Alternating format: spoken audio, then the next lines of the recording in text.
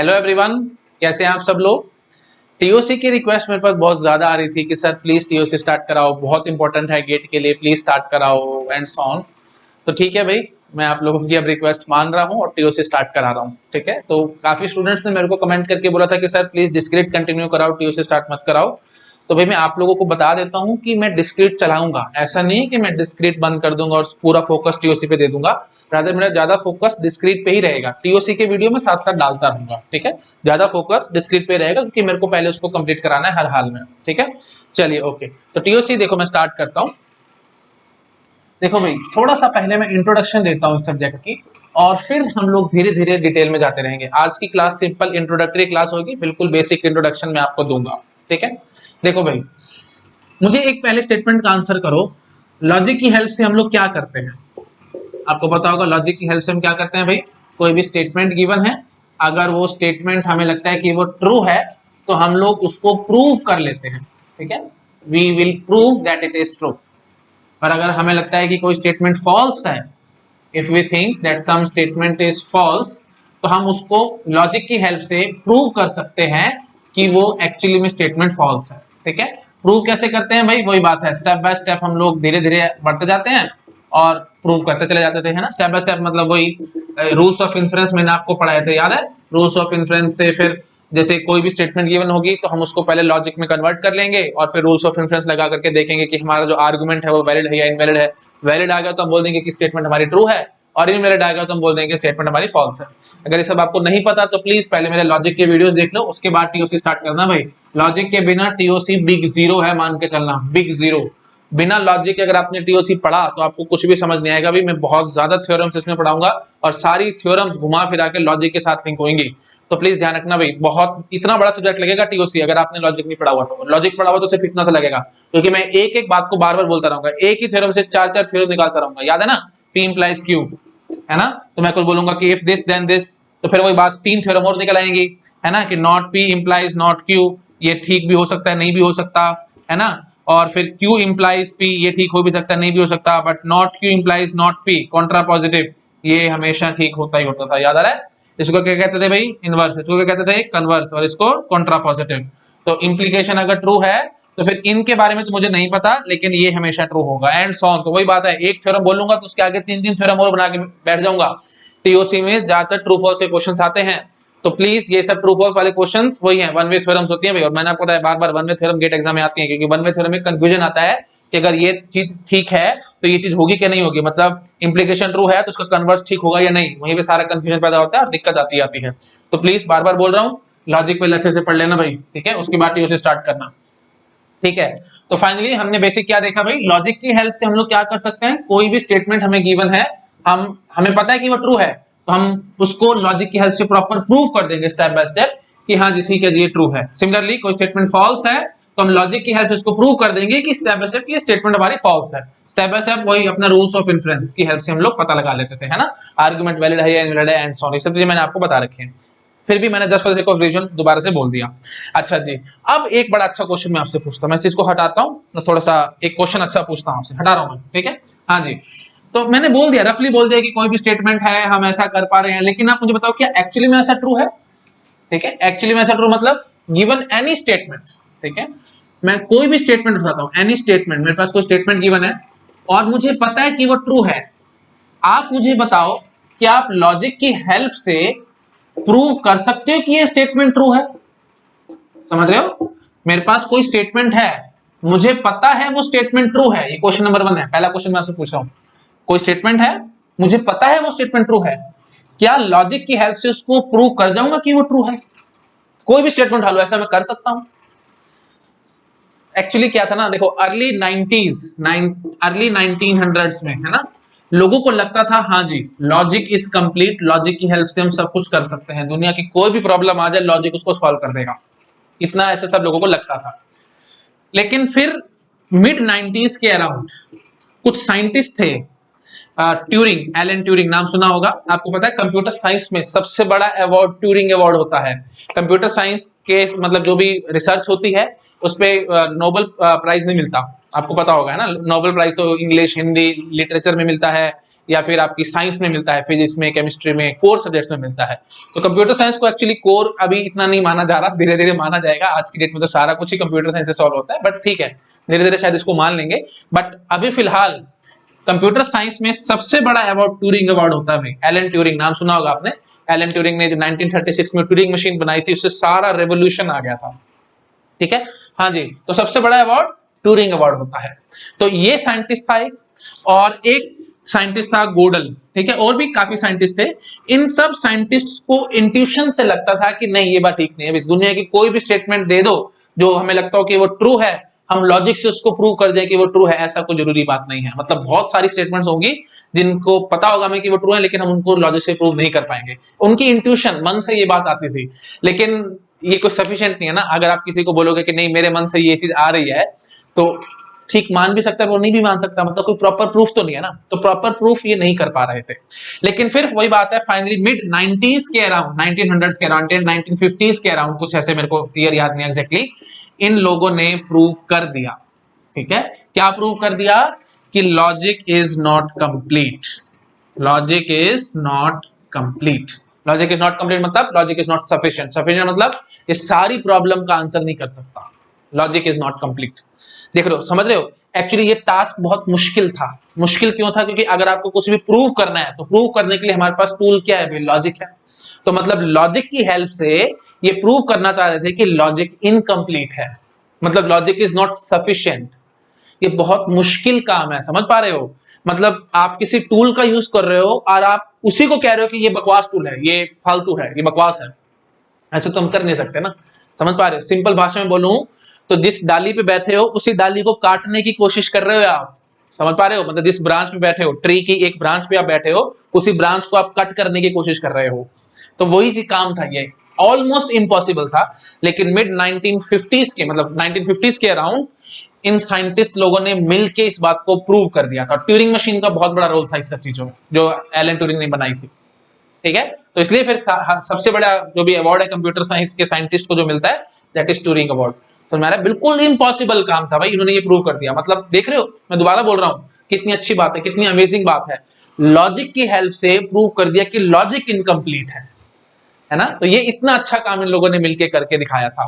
ठीक है जी। और बस उसके बाद फिर हमारी टीओसी की फाउंडेशन ले डाउन हो गई थी, मतलब एक किस्म से नींव रख दी गई थी टीओसी की। ठीक है, तो फिर धीरे धीरे करके और रिसर्च हुई और पता लगा, और एक अमेजिंग फैक्ट पता लगा। शुरू में अर्ली 1900 तक लोग, 19th century, early 19th century तक लोगों को क्या लगता था? लॉजिक बिल्कुल कंप्लीट है।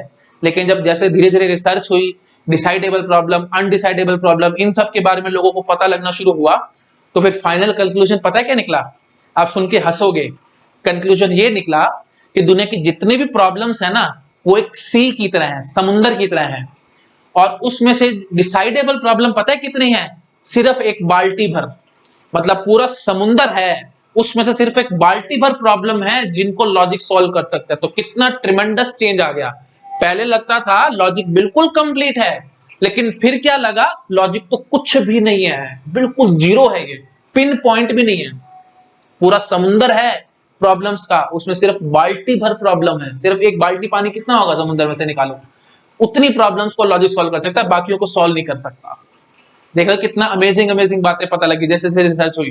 तो वही बात है, कई बार क्या होता है ना, साइंटिस्ट लोगों को कुछ लगता है कि भाई नहीं, मतलब एक्स लगता है उनको कि ठीक है, एक्स चीज ठीक है, लेकिन एक्चुअली में एक्स बिल्कुल गलत होता है, वाई चीज ठीक होती है। मैं आपको एक कहानी और बताता हूँ, मेरे को एक बात और याद आ रही है। मेरे को साइंटिस्ट का नाम नहीं याद आ रहा, लेकिन जब शुरू में कंप्यूटर्स डेवलप हुए थे ना, तो एक साइंटिस्ट ने बड़ी गलत प्रिडिक्शन कर दी थी। उसने बोल दिया कि दुनिया की जितनी भी प्रॉब्लम्स हैं या जितना भी काम है, सिर्फ 5 कंप्यूटर लगा दो, वो 5 कंप्यूटर दुनिया की सारी प्रॉब्लम को सॉल्व कर देंगे। लेकिन ऐसा कहाँ हुआ भाई, है ना? ये तो आप तो घर घर में कंप्यूटर है, पता नहीं कितने मिलियन बिलियन कंप्यूटर्स हैं, फिर भी प्रॉब्लम सॉल्व नहीं होती है।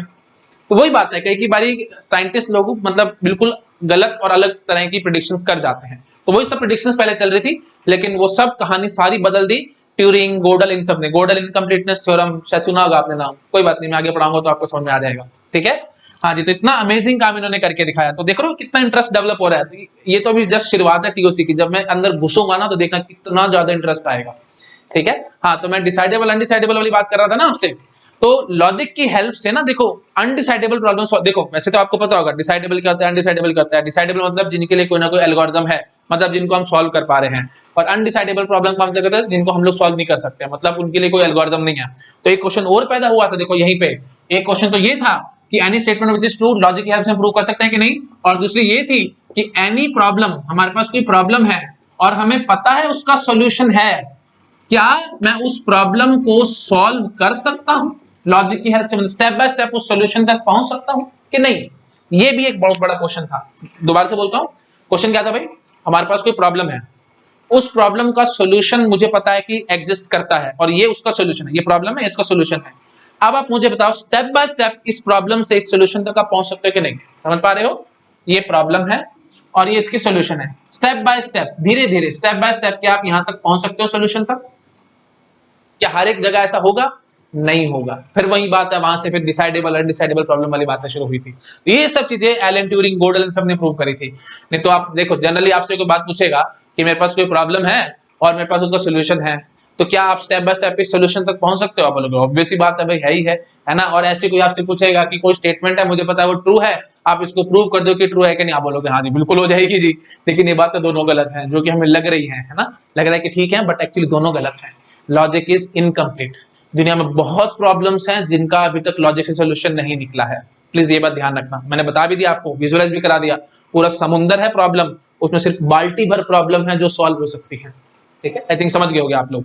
मतलब लॉजिक की हेल्प से सॉल्व हो सकती है। आगे शायद कोई और नया टूल आ गया, मतलब इंट्यूशन लोगों ने ऐसी कुछ डेवलप कर दी, मैथमेटिक्स में कुछ आ गया काम, तो फिर उनको भी हम लोग प्रूव कर जाएंगे। लॉजिक से हम फिलहाल नहीं कर पा रहे। ठीक है, अच्छा जी, ठीक है। तो फिलहाल हम कहाँ चले थे, फिर वही बात भटक गए, है ना। कहानी सुना रहा हूं तो कहानी में मैं भटक जाता हूँ। हाँ जी, तो हाँ, तो वही मैं बता रहा था, डिसाइडेबल और अनडिसाइडेबल प्रॉब्लम के बारे में मैं डिस्कस कर रहा था। तो लॉजिक की हेल्प से हम सिर्फ डिसाइडेबल प्रॉब्लम को ही यू कैन से सॉल्व कर सकते हैं, you can say algorithm develop कर सकते हैं, क्योंकि जो भी एल्गोरिथम डेवलप कर रहे हैं वो भी लॉजिकली है किस्म से, है ना। देखो सीधी सी बात है, लॉजिक में हाँ या ना, यस या नो होता है, मे बी वाली बात नहीं होती कभी भी, कि हो भी सकता है नहीं भी हो सकता है। दुनिया में तो इतनी प्रॉब्लम्स हैं जो मे बी पे डिपेंड करती हैं, पता नहीं होगा या नहीं होगा। जिस भी प्रॉब्लम के लिए आप बोलते हो ना पता नहीं, वो लॉजिक से सॉल्व नहीं होगी। एक बात ध्यान रखना, पता नहीं का मतलब क्या, हो भी सकता है नहीं भी हो सकता। लॉजिक किस प्रॉब्लम का सॉल्यूशन करेगा, हाँ या ना, बस। अगर यस है तो ठीक है, शायद उसको, वो भी वही बात है, सारी प्रॉब्लम का भी वो सॉल्यूशन नहीं निकाल पा रहा। मतलब अगर किसी प्रॉब्लम का सॉल्यूशन यस या नो ही है, तो इस बात की भी कोई गारंटी नहीं कि लॉजिक से हम उस तक उसको सॉल्व कर जाएंगे। ठीक है, समझ पा रहे हो। बट अगर किसी प्रॉब्लम का आंसर पता नहीं वाली बात है कि पता नहीं है या नहीं है, उसको तो बिल्कुल भी लॉजिक सॉल्व नहीं कर सकता, क्योंकि लॉजिक के रूल्स के खिलाफ है। लॉजिक क्या कहते हैं, 0 या 1, यस या नो, बस दो चीजें हैं। पता नहीं वाली कंडीशन नहीं होती। जब मैं टीओसी में घुसूंगा, मशीन्स पढ़ाऊंगा, वो भी सारी लॉजिकल मशीन होगी, ऑटोमेटा। बोलूंगा कि स्ट्रिंग एक्सेप्ट हुआ या रिजेक्ट हुआ, बीच में थोड़ी बोल के बैठ जाऊंगा कि पता नहीं हुआ या नहीं हुआ। ट्यूरिंग मशीन पढ़ाऊंगा, है ना, कुछ आउटपुट निकालूंगा, पीडीए पढ़ाऊंगा, तो हर जगह मैं ये बोलूंगा हाँ या ना, बीच में कुछ नहीं होता। अब एक बात मैं विजुअलाइज करा रहा हूं आपको, डिसाइडेबल अनडिसाइडेबल प्रॉब्लम वाली बात, है ना। हाँ, तो अब जिस भी प्रॉब्लम को लगता है कि पता नहीं है इसका आंसर, लॉजिक उसका आंसर नहीं करेगा। एग्जाम्पल लो भाई, जैसे आपको लगता है कि पता नहीं वो मुझसे प्यार करती है कि नहीं करती, फालतू फंड के सवाल आते हैं ना। देखो इंजीनियर हो आप लोग, तो जब तक मैं आलतू फालतू बातें नहीं करूंगा आपको चीजें समझ नहीं आती। तो पता नहीं वो मुझसे प्यार करती है कि नहीं करती है, ये सब दिमाग में चलते हैं जब पढ़ रहे होते हैं कॉलेज में। हाँ, तो इसका आंसर लॉजिक से नहीं आएगा, ये अनडिसाइडेबल प्रॉब्लम है। ठीक है, फिर पता नहीं वो मुझसे बात करेगी या नहीं करेगी, पता नहीं उसका रिस्पॉन्स कैसा आएगा जब मैं कुछ पूछूंगा, है ना। ये सब जो क्वेश्चंस है ना, ये सब अनडिसाइडेबल प्रॉब्लम्स हैं भाई। लॉजिक से इसका आंसर नहीं आने वाला, क्योंकि इनका आंसर हाँ भी हो सकता है और ना भी हो सकता है। विजुअलाइज हुआ अच्छे से, चलो ठीक है। वही बात है, मुझे थोड़ा उल्टा उल्टी बातें करनी पड़ती हैं, क्योंकि इंजीनियर्स समझते नहीं है ऐसे बातों को, सीधी सीधी बातें नहीं समझ पाते। जब उल्टी बात करते हो तो 1 मिनट में समझ जाते थे। क्लासेस में जब मैं पढ़ाता था, तो जैसे ही मैं ये सब बातें बोलने की कोशिश करता था, इमीडिएटली सब बच्चों के कान खड़े हो जाते थे और सारे सुनने की कोशिश करते थे। नहीं तो कोई कुछ कर रहा होता था, कोई कुछ कर रहा होता था, है ना। क्या ठीक है, वैसे मैं कोचिंग में ज्यादा पढ़ाता था, इतना मैंने कॉलेजेस वगैरह में इतना नहीं पढ़ाया है, बट बहुत ज्यादा नहीं पढ़ाया है। तो जब कॉलेज में मैं पढ़ाता था, ये सब बातें करता था, तो बहुत बहुत ज्यादा टेंशन मिलती थी मुझे। कोचिंग में तो बच्चे बहुत नीट एंड क्लीन होते हैं, वो आराम से सारा कुछ सुनते हैं, बट कॉलेजेस में मेरे को ये सब फालतू बातें करनी पड़ती थी। ठीक है, चलो ठीक है जी। तो देखो लॉजिक की हेल्प से, हाँ वही चीज मैं आपको कह रहा था कि डिसाइडेबल और अनडिसाइडेबल प्रॉब्लम्स, है ना। तो लॉजिक की हेल्प से हम सिर्फ डिसाइडेबल प्रॉब्लम्स को ही सॉल्व कर पा रहे हैं, अनडिसाइडेबल प्रॉब्लम तक हम लोग नहीं पहुंच पा रहे हैं। शायद मैंने आपको डिस्क्रीट में विजुअलाइज भी कराया था, याद है आपको? मैंने एक बिल्कुल प्रैक्टिकल एग्जांपल से समझाया था, logic is just like a fork, ठीक है? और जो डिसाइडेबल प्रॉब्लम का सेट है ना, वो डिस्क्रीट है। डिस्क्रीट है मतलब पहला, दूसरा, तीसरा मैं पहचान सकता हूं। मतलब आप समझ लो ये जो प्रॉब्लम्स हैं, these are just like apples. तो लॉजिक की हेल्प से, लॉजिक इज अ फॉर्क और ये प्रॉब्लम्स हैं, दीज आर एप्पल्स। तो फॉर्क की हेल्प से मैं एप्पल्स को पिक कर सकता हूं ना बड़े आराम से, कोई दिक्कत वाली बात नहीं है। तो इसीलिए डिसाइडेबल प्रॉब्लम्स जो हैं वो उनका जो सेट है वो डिस्क्रीट है। प्रूफ में आराम से बाद में दूंगा कि क्यों डिस्क्रीट है, ठीक है? बट अभी के लिए समझ लो डिस्क्रीट है। डिस्क्रीट है तो मतलब मैं आइडेंटिफाई कर सकता हूं, पहली, दूसरी, तीसरी एंड सो ऑन, ये सब प्रॉब्लम्स को मैं आइडेंटिफाई कर सकता हूं। तो समझ लो कि these are just like apples. Apples हैं तो फॉर्क की हेल्प से मैं एप्पल्स को बड़े आराम से पिक कर सकता हूं। पिक करने का मतलब मैं सॉल्व कर सकता हूं। बात समझ में आई? लेकिन जो अनडिसाइडेबल प्रॉब्लम्स का सेट है वो कंटिन्यूअस सेट है, डिस्क्रीट सेट नहीं है, ठीक है? That is uncountably infinite set. वही समुद्र वाली बात जो मैं कर रहा था, है ना? अनकाउंटेबली इनफाइनाइट मतलब कंटिन्यूअस है, मतलब जस्ट लाइक वाटर है। तो फॉर्क से वाटर को पिक थोड़ी कर सकते हो आप पानी के अंदर फॉर्क मारो तो आप पानी पिक कर लोगे? नहीं कर सकते ना। ये वही प्रॉब्लम वाली बात है, समझ पा रहे हो?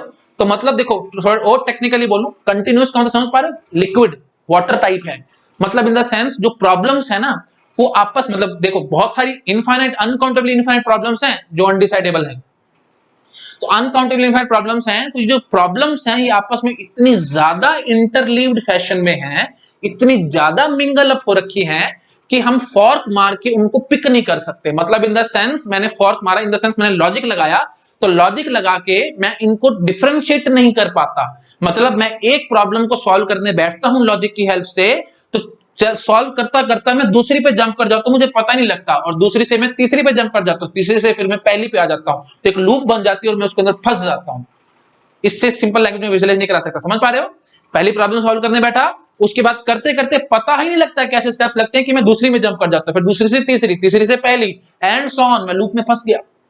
तो ये लॉजिक के साथ प्रॉब्लम आती है, समझ पा रहे हो? मतलब ये जो प्रॉब्लम्स हैं इतनी ज्यादा नजदीक हैं एक दूसरे के, इतनी ज्यादा इंटरलिविंग है इनके अंदर कि लॉजिक की हेल्प से मैं उनको डिफरेंशिएट नहीं कर पा रहा, बाइफरकेट नहीं कर पा रहा। अगर मैं बाइफरकेट कर गया, मतलब मैं अलग अलग कर गया इनको, तो बस फॉर्क मारा, अलग हुआ, पकड़ लिया, मतलब सॉल्व कर लिया। जैसे एप्पल के साथ था, फॉर्क मारा मैंने सेट के अंदर, एक एप्पल पकड़ा और बाहर आ गया, मतलब लॉजिक लगाया और प्रॉब्लम को मैंने सॉल्व कर लिया, अलग से बाहर निकाल के ले आया।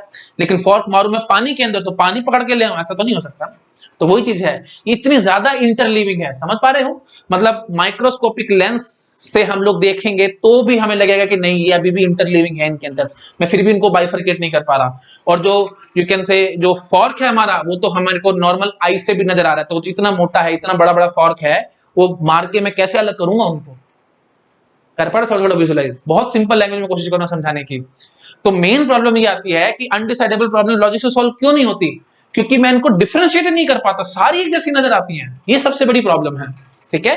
डिफरेंशिएट कर गया तो काम खत्म हो जाएगा, बट वही नहीं हो पा रहा, समझ पा रहे हो? चलो ठीक है, आई थिंक मैंने काफी हद तक बता दिया आपको, बेसिक बेसिक इंट्रोडक्शन दे दिया है, ठीक है? तो टीओसी में देखो फाउंडेशन कहां से लेड हुई, मैंने आपको समझाया कि कोई भी स्टेटमेंट है जो कि ट्रू है, लॉजिक की हेल्प से मुझे प्रूव करके बताओ कि वो ट्रू है।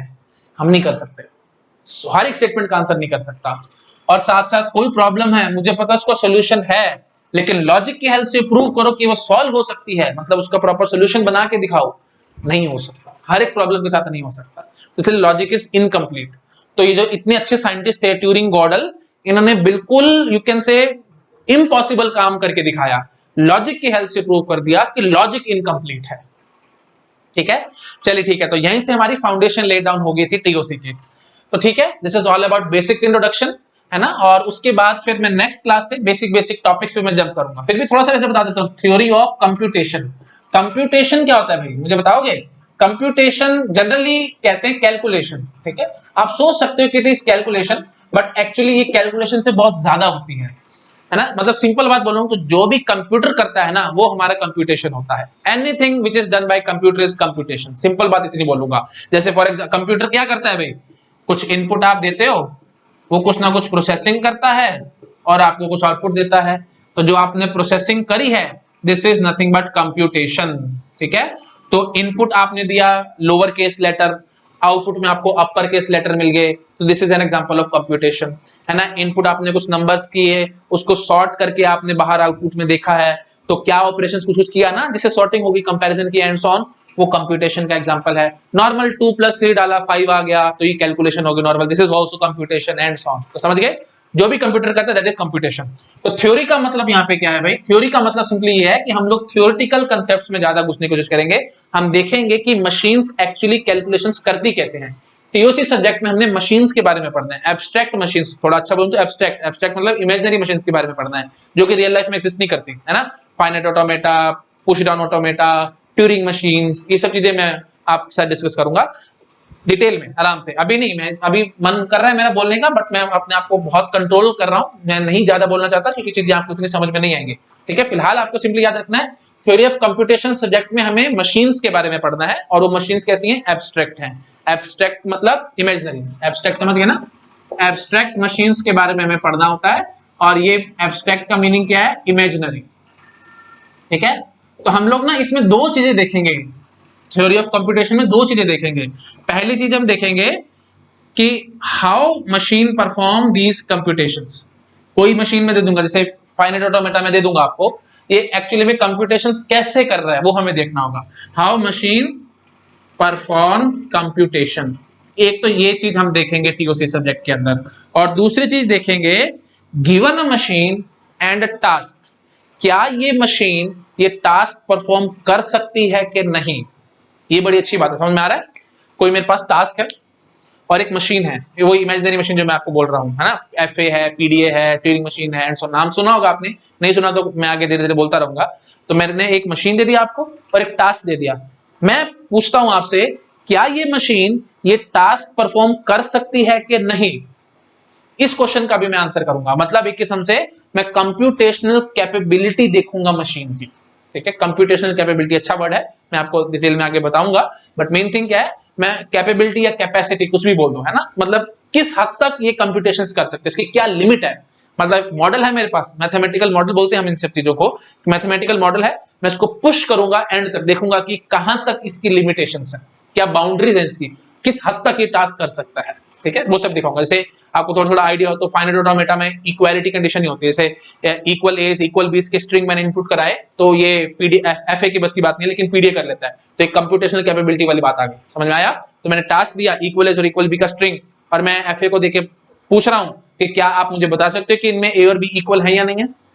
मतलब सिंपल बोलो तो कोई स्ट्रिंग दे दिया मैंने आपको ए और बी पे, है ना, स्ट्रिंग मतलब अब वही बात है, ज्यादा मैं घुसना नहीं चाह रहा, मैं डिटेल में आगे समझाऊंगा, ए बी बी ए कुछ कुछ ऐसे स्ट्रिंग ऐसे समझ लो, सिंपल बात करो तो ये ए बी बी बी ऐसे करके कुछ भी स्ट्रिंग मैंने दे दिया इनपुट, है ना, मशीन को दिया मैंने, इमेजिनरी मशीन फाइनाइट ऑटोमेटा को दिया, और मैं आपसे पूछता हूं क्या इसमें एज और बी इक्वल है या नहीं, तो ये इसकी बस की बात नहीं है, तो ये इसकी कंप्यूटेशनल कैपेबिलिटी से बाहर की चीज है, समझ पा रहे हो, तो वही चीज है। हाँ जी, तो इसलिए मैं बोल रहा हूं दो क्वेश्चन है, हाउ मशीन परफॉर्म कंप्यूटेशन, और दूसरी चीज क्या है भाई, computational capability of machine, computational capability of machine, ठीक है। दो सवालों का हम लोग आंसर करेंगे इस पूरे सब्जेक्ट में, तो एक एक करके मशीन उठाता जाऊंगा, मशीन उठा करके मैं आपसे ये सब बताता जाऊंगा कि कैलकुलेशन कंप्यूटेशंस कैसे कर रही है और उसकी क्या लिमिट है एंड सो, ठीक है। कंप्यूटेशनल कैपेबिलिटी ऑफ मशीन समझ गए, मैं लिख देता हूं, given a machine and a task whether machine can perform this task or not, ठीक है, मशीन ये टास्क कर सकती है कि नहीं, ये चीज होती है अभी कंप्यूटेशनल कैपेबिलिटी। तो दो चीजों का हमें आंसर करना है, ठीक है। धीरे धीरे हम लोग मशीन्स पे जंप करेंगे, अभी तो बिल्कुल बेसिक बेसिक इंट्रोडक्शन चलेगा, अभी नेक्स्ट क्लास में मैं इंट्रोडक्शन ही पढ़ाऊंगा आपको, बेसिक बेसिक चीजें बताऊंगा, स्ट्रिंग क्या होता है, अल्फाबेट क्या होता है, लैंग्वेज क्या होती है एंड सो ऑन। धीरे धीरे हम लोग सब्जेक्ट की डीप में जाते रहेंगे। इंटरेस्ट आ रहा है कि नहीं मुझे कमेंट करके बताना भाई, बहुत इंटरेस्टिंग सब्जेक्ट है, अभी इंट्रोडक्शन था इतना इंटरेस्टिंग लगा है, जब मैं डीप में जाऊंगा ना सब्जेक्ट की तो देखना कितना ज्यादा इंटरेस्ट पैदा होगा आपके अंदर, बहुत मजा आएगा आपको पढ़ने में। मेरे को स्टूडेंट्स कमेंट करके बताते भी हैं कि आपके लेक्चर्स वेब सीरीज टाइप होते हैं, वेब सीरीज की एडिक्शन हो जाती है ना, बिल्कुल कि अब एक एपिसोड देखा तो चलो अगला देखें, फिर चलो अगला देखें एंड सो ऑन, तो बिल्कुल वैसे ही होगा आपके साथ टीओसी के अंदर। एक लेक्चर में अपलोड करूंगा, देखने के बाद इमीडिएटली देखने के बाद आपको लगेगा कि नेक्स्ट लेक्चर फटाफट से देख लो, इस हद तक आपको इंटरेस्ट पैदा हो जाएगा, ठीक है, चलिए okay, thank you so much.